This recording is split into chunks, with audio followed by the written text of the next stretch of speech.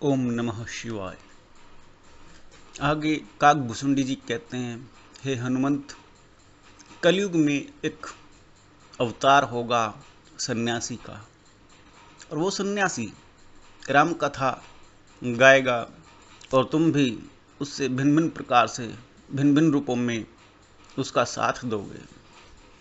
उसका नाम तुलसीदास होगा और तुलसीदास भी तुमसे वार्ता करेगा। और वो तुलसीदास क्या लिखता है प्रभु श्री राम के बारे में, उसका वर्णन सुनो। तुलसीदास ने रामचरितमानस नामक ग्रंथ लिखा कलयुग में, और उसको अलग अलग भागों में विभाजित किया। प्रथम भाग बालकांड के रूप में आता है।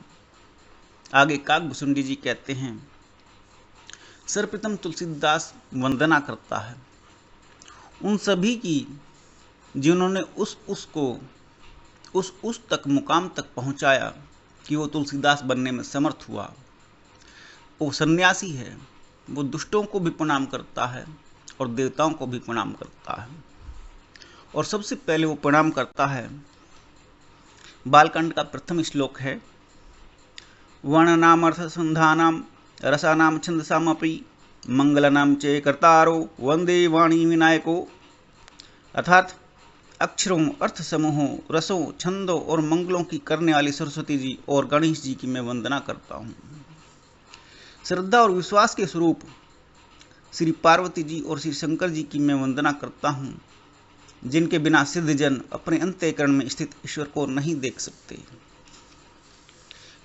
ईश्वर को देखने के लिए अपने अंतस में एक विश्वास चाहिए, अपने ऊपर विश्वास चाहिए।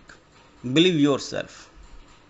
श्रद्धा और विश्वास के स्वरूप, और श्रद्धा और विश्वास अगर आपके अंदर नहीं है, तो जब आपके अंदर अपने ऊपर ही आपका विश्वास नहीं होगा, तब आप बाह्य जगत में भला ईश्वर को कहाँ से जान पाओगे। ये प्रथम श्लोक में उसका छिपा हुआ रहस्य है, जिसके बिना सिद्धजन अपने अंतःकरण में ईश्वर को नहीं देख सकते। यही बात स्वामी विवेकानंद राजयोग में कहते हैं, जिसका अपने ऊपर विश्वास नहीं है वह सफलता को हासिल नहीं कर सकता।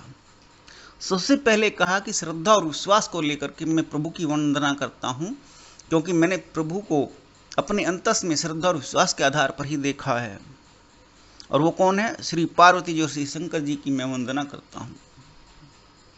आगे कहते हैं तुलसीदास जी, ज्ञान में नित्य शंकर रूपी गुरु की मैं वंदना करता हूँ, जिनके आश्रित होने से ही टेढ़ा चंद्रमा भी सर्वत्र वंदित होता ही है।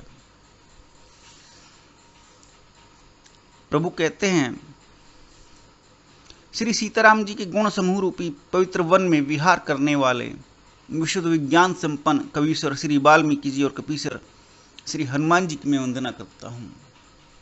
हे हनुमान, मैं तुम्हें पहले ही बता चुका हूँ कि तुम भगवान शिव के स्वरूप हो। और तुलसीदास आपकी भी वंदना कर रहा है, क्योंकि आपने ही उसको मुक्ति तत्व प्रदान किया है, और आप उसकी वंदना को स्वीकार करें। उत्पत्ति, स्थिति और संहार करने वाली, क्लेशों को हरने वाली तथा संपूर्ण कल्याणों की करने वाली श्री रामचंद्र जी की प्रियतमा श्री सीता जी को मैं नमस्कार करता हूँ। सीता जी का स्वरूप स्त्री रूप में भगवती स्वरूप कहा गया, क्योंकि सीता जी नर रूप में तो अपने अंदर अपने अंतर से पूर्ण रूप से आत्मा परमात्मा में, प्रकृति और जीवात्मा में आपस में जुड़ी हुई एक पूर्णत्व को प्राप्त आत्मा है, और जो पूर्णत्व को प्राप्त है वो स्वयं परमात्मा है। और उसी की वजह से उनका स्वरूप भगवती कहा गया। उत्पत्ति, स्थिति और संहार करने वाली, जो तीनों रहस्यों को जानने वाली, तीनों रहस्यों का बखान करने वाली, उत्पत्ति करने वाली, संहार करने वाली और पालन करने वाली, तीनों ही स्वरूप में भगवती माता सीता के रूप में पृथ्वी पर अवतरित हुई हैं। मैं उनको नमस्कार करता हूँ। जिनकी माया के वशीभूत संपूर्ण विश्व ब्रह्मादि देवता और असुर हैं, जिनकी सत्ता से रस्सी में सर्प के भ्रम की भांति यह सारा दृश्य जगत सत्य ही प्रतीत होता है, और जिनके केवल चरण से ही भवसागर से तरने की इच्छा वालों के लिए एकमात्र नौका है, उन समस्त कारणों से परे अर्थात सब कारणों के कारण और सबसे श्रेष्ठ राम कहाने वाले भगवान श्री हरि की मैं वंदना करता हूँ। यहाँ तुलसीदास जी एक बात कहते हैं हनुमान, और वही बात तुम्हें मेरे पास तक खींच करके ले आई है। काकभूषुंडी जी हनुमान जी को कथा सुना रहे हैं, और उस कथा के अंतर्गत तुलसीदास जी अपने बालकांड में बात कहते हैं, शुरुआत में ही बात कहते हैं कि जिनकी माया के वशीभूत, क्योंकि भगवत सीता को कहा गया है योग माया, जिनकी माया के वशीभूत संपूर्ण विश्व ब्रह्मादि देवता और असुर हैं, जिनकी सत्ता से रस्सी में सर्प की भांति यह सारा दृश्य जगत सत्य प्रतीत होता है। जैसे कहीं अंधेरे में रस्सी पड़ी हो और कुछ हल्का सा अंधेरा हो या कुछ एहसास हो कि यहाँ कुछ है, तो मनुष्य भेद नहीं कर पाता कि रस्सी है या सांप है। तो वैसा ही भ्रम इस जगत में प्रतीत होता है कि जगत हमें सत्य जान पड़ता है, लेकिन सत्य नहीं है। और उसी प्रकार हनुमान, तुम भगवान श्री राम में शंका स्थापित करके मेरे पास तक आए हो, क्योंकि तुम्हें भी भ्रम हो गया कि प्रभु स्वामी नारायण हैं अथवा केवल नर रूप में राम हैं। तो मैं तुमको बता देना चाहता हूँ, जब तुम पूरी राम कथा का श्रवण करोगे तो तुम्हारे सब संदेह दूर हो जाएंगे और तुम पुनः राम से उसी प्रकार से राममग्न हो सकोगे जैसे आपके इष्ट भगवान श्री राम अपने इष्ट भगवान शिव के प्रति समर्पित रहते हैं। आगे तुलसीदास जी कहते हैं, अनेक पुराण वेद और तंत्र शास्त्र से सम्मत तथा जो रामायण में वर्णित है और जो कुछ अन्यत्र से भी उपलब्ध श्री रघुनाथ जी की कथा को तुलसीदास अपने अंतःकरण के सुख के लिए अत्यंत मनोहर भाषा रचना में विस्तृत करता है। तुलसीदास जी ने जब अपने अंतस में परम सुख पाया, उस परम सुख को जो बखान करने के लिए कोई माध्यम चुना कि ईश्वर भक्ति को मैं कैसे बखान करूं, तो उन्होंने भगवान श्री राम की स्तुति के लिए श्री रामचरितमानस की रचना की। जो सुमिरत सिद्धि होई गन, नायक करीबर वदन, करो अनुग्रह सोई बुद्धि, राशि शुभ गुण सदन। जिनके स्मरण करने से सब कार्य सिद्ध होते हैं, जो गणों के स्वामी और सुंदर हाथी के मुख वाले हैं, वही बुद्धि के राशि और शुभ गुणों के धाम श्री गणेश जी मुझ पर कृपा करें। गणेश जी का स्मरण सर्वप्रथम सबसे पहले किसी भी कार्य में किया जाता है, चाहे आप किसी भी यात्रा के लिए करें अथवा किसी पूजा के लिए करें अथवा कोई ऐसा दुर्लभ कार्य जिसको आप करना चाहते हैं और उसमें विघ्न आने की संभावनाएं पूरी हैं, तो हम भगवान श्री गणेश जी का स्मरण किया जाता है और वो गणेश जी समस्त विघ्नों को हरने वाले हैं। इसी बात में मुझे एक प्रसंग याद आता है। एक बार एक समय मेरी जीविका पर भी कई बार संकट आ जाता था। मैंने अपने गुरुवर से प्रार्थना की, प्रभु जीविका सुचारू रूप से नहीं चल रही है, कृपा करके कुछ समाधान प्रदान करें। तब गुरुवर ने मुझे एक मंत्र प्रदान किया, ओमकार में गणपते नमः, ओमकार में गणपते नमः, ओमकार में गणपते नमः। उन्होंने कहा गणेश जी की आराधना करो, और गणेश जी की आराधना करने पर जैसे मैं ध्यान में बैठता था, मुझे ये महसूस होता था कि मैं डायरेक्ट अंतरिक्ष में पहुंच गया हूँ। मुझे अंतरिक्ष में खड़े हुए गणेश जी दिखाई देते थे। समस्त प्रकार से चारों तरफ अंतरिक्ष है और सामने सिर्फ और सिर्फ गणपति जी मुझे दिखाई दे रहे हैं। ऐसी मुझे साधना में प्रतीति अनुभूति होती थी, आज भी मुझे होती है। तो आप सबसे यही कहना चाहता हूँ, जिनके किसी एक कार्य में बार बार विघ्न पड़ता हो, वो गणपति जी का स्मरण करें।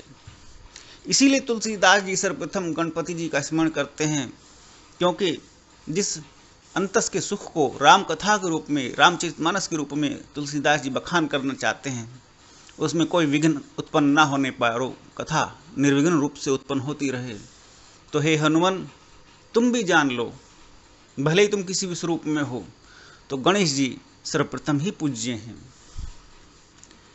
आगे तुलसीदास जी कहते हैं, आप सभी ने ये पंक्ति सुनी होगी, बड़ी फेमस है, बड़ी पॉपुलर है और जगह जगह मंदिरों में लिखी भी रहती है। मुख होई बाचाल पंगु, चढ़ई गिरिवर गहन, जासु कृपा सो दयाल, द्रवु सकल कलिमल दहन। जिनकी कृपा से गूंगा बहुत सुंदर बोलने वाला हो जाता है और लंगड़ा लूला दुर्गम पहाड़ पर चढ़ जाता है। वे कलयुग के सब पापों को जला डालने वाले दयालु भगवान मुझ पर द्रवित हो, मुझ पर दया करें। प्रभु की शरण में जाने पर हमें जो प्राप्त होता है वो पहला गुण, प्रभु की कृपा दृष्टि से हमें एक महान महान दिव्य शक्ति, और वो है आपकी इच्छा शक्ति, विल पावर, वो प्राप्त होती है। और जब हम उसको प्राप्त करते हैं तो संसार में असंभव कार्य दिखलाई देते हैं। हमारे अंदर क्षमता उन कार्यों को करने की आ जाती है जो असंभव दिखाई देते हैं और हम उनको संभव कर पाते हैं। यही दुर्लभता का गुण किसी भक्त को प्रकाशित कर देता है, जन्म जन्मांतर तक के लिए परमानेंट अमर कर देता है। तो प्रभु की ऐसी कृपा दृष्टि है जिनकी कृपा से गूंगा बोलने वाला हो जाता है और लंगड़ा लूला दुर्गम पहाड़ पर चढ़ जाता है।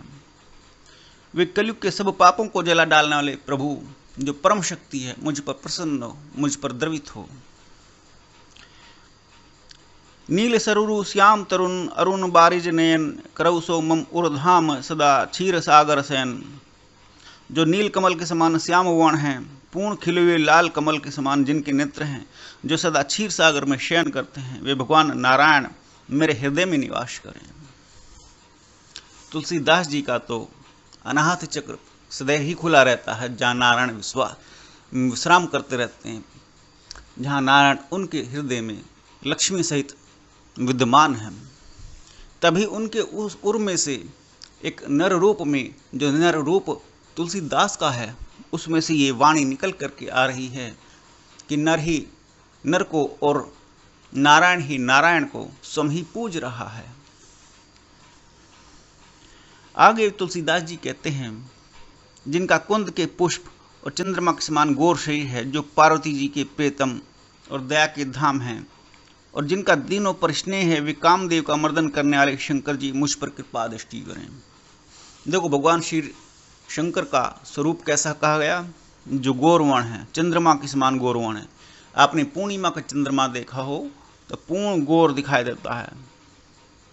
और जिनका कुंद के पुष्प, कुंद का पुष्प होता है सफेद होता है, जो पार्वती जी के प्रेतम और दया के धाम है, जिनका दीनों पर स्नेह है। दीनों पर स्नेह का मतलब जो भी कोई जिस मन भावना से तप करता है और प्रभु से कुछ भी मांग लेता है, भगवान भोलेनाथ अच्छे बुरे का भेदभाव या सोच विचार न करते हुए उसको वही सब कुछ प्रदान कर देते हैं। इसलिए कहा गया है कि वो दीनों पर स्नेह करने वाले, वे कामदेव का मर्दन करने वाले शंकर जी मुझ पर कृपा दृष्टि करें। हे हनुमान, मुझे बड़ी प्रसन्नता हो रही है। काकभूषुंडी जी कहते हैं कि तुम मेरे सम्मुख बैठे हो और मैं आपके सम्मुख ये कथा वर्णित कर रहा हूँ। बंदव गुरुपद कंज कृपा सिंधु नर रूप हरि, महामोह तुम पुंज जासु बचन रवि कर निकर। मैं उन गुरु महाराज के चरण कमल की वंदना करता हूँ, जो कृपा के समुद्र और नर रूप में श्री हरि ही हैं, जिनके वचन महामोह रूपी घन अंधकार के नाश करने के लिए सूर्य किरणों के समूह हैं। यहाँ काकभूषुंडी जी हनुमान जी से कहते हैं, जिनके दर्शन मात्र से समस्त प्रकार के शंका, संदेह और भिन्न भिन्न प्रकार के नाना विध रोग नष्ट हो जाते हैं। हे हनुमान, तुम कैसी शंका में स्थापित हो गए। इसके लिए मैं गुरु महाराज के चरण कमल की वंदना करता हूँ, जो कबीरदास जी कहते हैं, गुरु गोविंद दऊ खड़े काके लागू पाए, बलिहारी गुरु आपने गोविंद दियो बताए। भगवान श्री राम ने अपने से भी ऊपर गुरुओं की महत्ता को स्थापित किया है, और वो इस राम कथा में आप समय समय पर जानोगे। तुलसीदास जी इसलिए सर्वप्रथम अपने गणपति जी की, भवानी शंकर की और सीता और नारायण श्री हरि की नमस्कार करते हुए गुरु महाराज के चरण कमलों में वंदना करते हैं। आगे तुलसीदास जी कहते हैं, वह रज सुकृति पुण्यवान पुरुष रूप शिव जी के शरीर पर सुशोभित निर्मल विभूति है और सुंदर कल्याण और आनंद की जननी है। भक्त के मन रूपी सुंदर दर्पण के मैल को दूर करने वाली और तिलक करने से गुणों के समूह को वश में करने वाली होती है।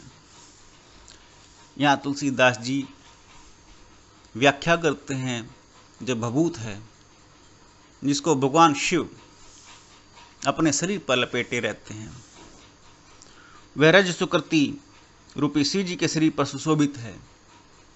रज माने धूल, और ये भगवान शिव अनेक रूपों में संसार में स्थापित हैं, जिनमें शिवलिंग के रूप में दिखाई देते हैं।